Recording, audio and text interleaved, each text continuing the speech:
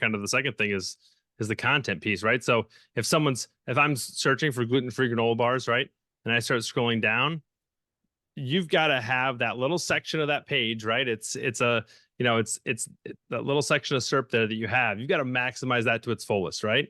And the two, I would say argue the kind of the four main things that people look at would be, the main image, right? And we'll talk about that.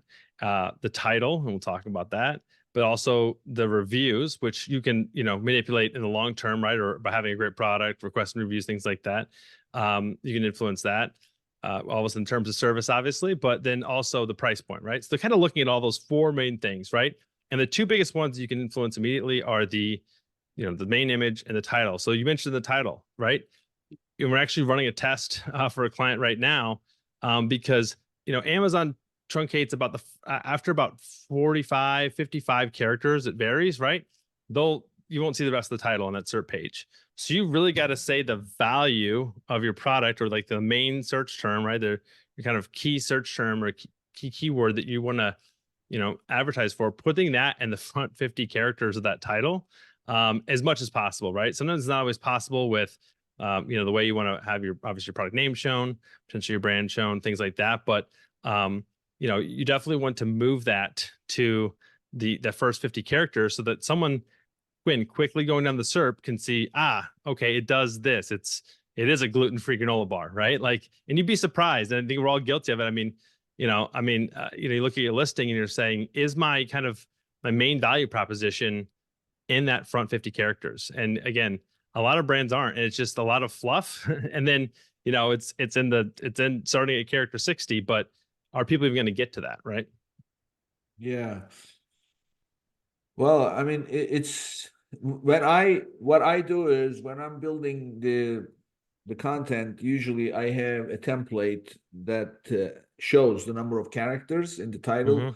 Yeah. Of course, we're always looking to stay within 200, but also I have a separate cell that cuts out after 95. So Yeah. 95 is where it cuts off, but it's different for each category, of course.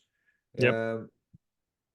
So what I always tell me what you think about this. What I always try and do is I say, just as you put it, the most important keywords to you, make sure it's within that 95.